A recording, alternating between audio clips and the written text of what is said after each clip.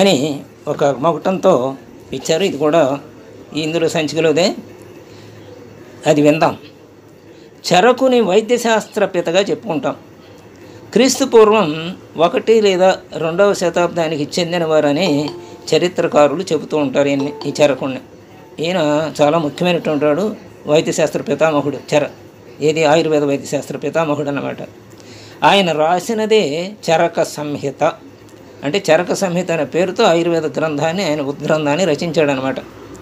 మన దేశానికి మరో 8 ఏళ్లలో స్వరాజ్యం సిద్ధిస్తుందనగా, అంటే మనకి 40 ఏళ్ళు వచ్చింది కదా, అంటే 8 ఏళ్ళు అంటే అంతకుముందు 1939, 47 అవుతుంది, 1947 అంటే 1939లో అనమాట. ఈ మహాసంస్కృత గ్రంథాన్ని నుదురుపాటి విశ్వనాథ శాస్త్రి అనే మహానుభావుడు చరక సంహిత చికిత్సాసానం అనే పేరుతో తెలుగులోకి అనువదించారు. ఆయన ఎవరో నుదురుపాటి విశ్వనాథ శాస్త్రి గారు అనువదించారు. దీన్ని వావిళ్ళ ప్రెస్ అప్పుడు బాగా పేరులో ఉండేది. ఆ వావిళ్ళ వారు ప్రచురించారు. దీని 1480 పేజీల గ్రంథం ఇది.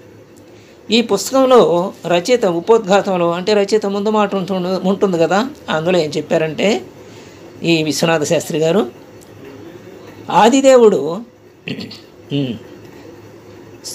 సకల ప్రపంచానికి సృష్టికర్త ఆదిదేవుడు బ్రహ్మలో లీనమై ఉన్న ఆయుర్వేదం చరకుడి వరకు చేరిన వైనాన్ని, ఆ బ్రహ్మ దగ్గర నుంచి చరకుడి వరకు ఈ ఆయుర్వేదం ఎలా చేరిందో అది శ్లోకాలతో చక్కగా ఆ వివరాన్ని చెప్పాడనమాట.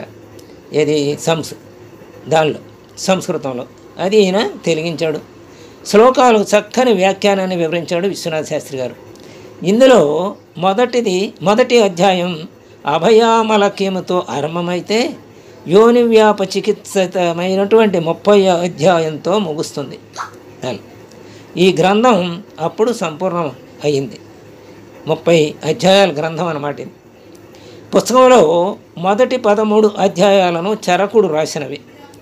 తరువాత మిగిలిన 17 అధ్యాయాలు దృఢబలుడు రాసినవి.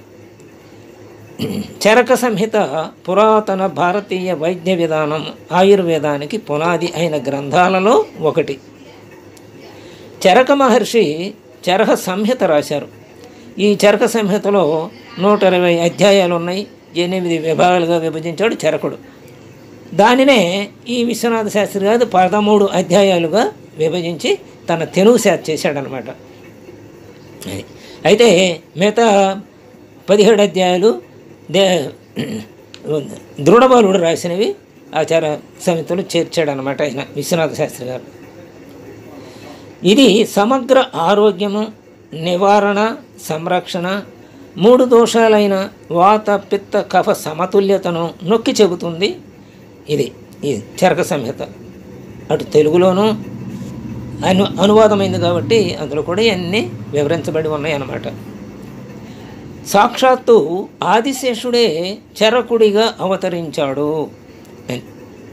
ఆత్రేయముని శిష్యుడు రచించిన తంత్రాన్ని సంస్కరించాడు ఈ చరకుడు. అంతకుముందు ఆత్రేయముని శిష్యుడు రచించాడట, దాన్ని కూడా ఆ తంత్రాన్ని కూడా సంస్కరించాడు. అంటే అది కూడా ఇందులో చేర్చాడు అనమాట, సంస్కరించి ఈ చరక సంహితలో. పంచనదపుర వాస్తవుడు, పంచనదపురం అని ఒక ఊరుంది, ఆ పురం ఉంది. అందులో నివాసి అయినటువంటి కపిలబలుడి కుమారుడే దృఢబలుడు. దృఢబలుడివే కదా 17 అధ్యాయాలు చరక సంహితతో పాటుగా 13 అధ్యాయాలు, 17 అధ్యాయాలు విశ్వనాథ శాస్త్రి గారు తెలిగించాడని చెప్పింది. ఆ దృఢబలుడు ఎవరో ఇక్కడ చెప్పారన్నమాట. కపిలబలుడు కుమారుడు, పంచనదపురం వాస్తవ్యుడైన ఈయన. ఈ దృఢబలుడు ఆయుర్వేద విద్యా కోవిదుడు అనమాట. మనం మహాభారతంలో యథహాస్తి తదన్యత్ర ఎన్నేహాస్తి నతత్ క్వచిత్ అని ఆ భారతం అందులో ముందు ఉంటుంది. అంటే ఇందులో లేనిది ఏది సృష్టిలో లేదు, ఇందులో ఉన్నవి అన్నీ సృష్టిలో ఉన్నవి అని చెప్తాడు. అదే ఇక్కడ ఆయుర్వేదంలో కూడా చెప్పారు.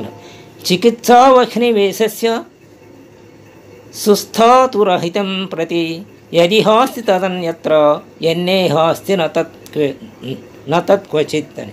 అంటే అన్ని రోగాల గురించి ఇందులో చెప్పారు, అన్ని రోగాల గురించి నిదానం చికిత్సల గురించి చెప్పారన్నమాట. ఇది అంటే ఇందులో ఉదాహరించని రోగము లేదు, ఇందులో ఉదాహరించని చికిత్సలు అన్నీ ఇందులో ఉన్నాయి అన్నమాట.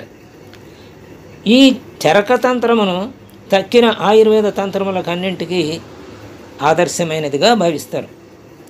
ఆయుర్వేదానికి సంబంధించిన విషయాలన్నీ దీనిలోనే ఇమిడి ఉన్నవి అని పైన అర్థం. అది యదహాస్తి తదన్యత్ర ఎన్నేహాస్తి నతత్వకెచ్చిత అని దానికి అర్థం. అన్నీ ఇందులోనే ఉన్నాయి. మొత్తం అన్ని రోగాల గురించి, ఆ రోగాల చికిత్సల గురించి మొత్తం ఉన్నాయి అన్నమాట. పైన పేర్కొన్న శ్లోక రూపంలో దృఢబలుడు ఇలా ఆయుర్వేదాన్ని కొనియాడాడనమాట. వీరిద్దరూ సంస్కృతంలో రాసిన దానికి అంటే చరకుడును దృఢబలుడు రాసిన దానికి కేవలం వ్యాఖ్యానం మాత్రమే చేశానని పుస్తకం ఉపోద్ఘాతంలో రచయిత అయినటువంటి విశ్వనాథ శాస్త్రి గారు చెప్పుకోవడం ఆయనకు ఆయుర్వేదం పట్ల, రచించిన మహర్షుల పట్ల వారికి ఉన్న భక్తి ప్రపత్తులకు నిదర్శనం అన్నమాట. రచయిత వాజీకరణ ఔషధం గురించి వ్యాఖ్యానించారు. దశాబ్దాల క్రితమే సంతానం ప్రాముఖ్యతను కూడా వివరించాడు. ఆయుర్వేద వైద్యుడు రోగులందరినీ సమదృష్టితో తన బిడ్డల్లాగా చూసుకోవాలని, వారికి సంభవించిన బాధల నుంచి కాపాడాలని సూచించాడు. సంస్కృతంలో శ్లోక రూపంలో ఉన్న ఔషధాలు, రసాయనాల తయారీలో వినియోగించాల్సిన పదార్థాలు, మూలికలను, తయారీ పద్ధతులను వ్యాఖ్యాన రూపంలో అందించాడు.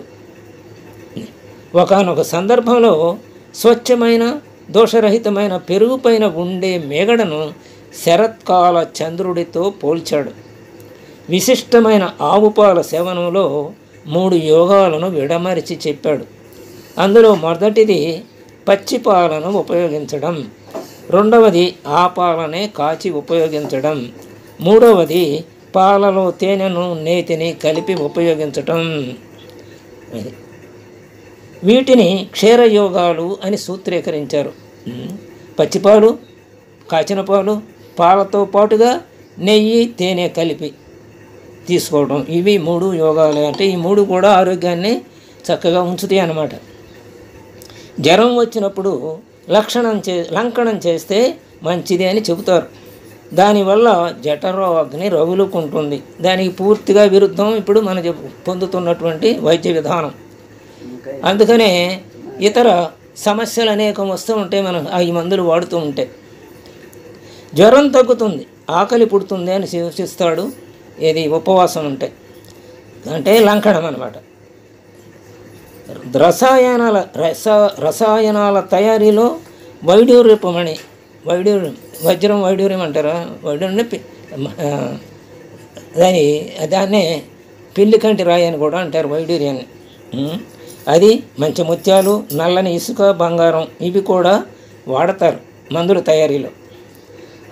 ఆఖరిదైన 30వ అధ్యాయంలో చివరిలో కన్నులు లేని చిత్రకారుడు చిత్రపటాన్ని ఎలాగైతే రచించలేడో అలాగే ఈ శాస్త్రమును, దీనిలోని వాస్తవికతని అర్థం చేసుకోలేని వైద్యుడు చికిత్స చేయడానికి అర్హుడు కాదు.